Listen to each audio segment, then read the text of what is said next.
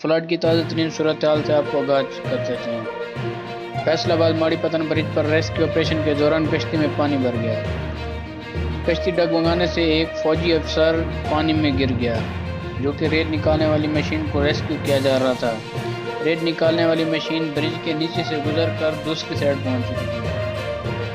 Bridge से नीचे से गुजरने के बाद उसकी एक तार ब्रिज में फंस गई, जिसको काटने के लिए वहां पे ग्राइंडर चला रहे थे। जैसे ही ब्रिज की तार टूटी तो कश्ती डगमगाने से उसमें पानी भर गया। तो उसके बाद एक फौजी पानी में गिर गया।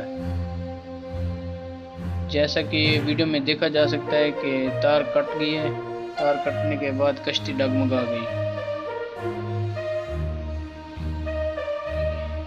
ये कश्ती के डगमगाने से उसमें पानी भर गया और एक फौजी एहलकार जिसने मशीन को पकड़ा हुआ था वो पानी में गिर गया। 1.5 से 2 किलोमीटर दूर जाके उसको रेस्क्यू किया गया। 1.5 से 2 किलोमीटर दूर, क्योंकि पानी की स्पीड इतनी तेज़ थी।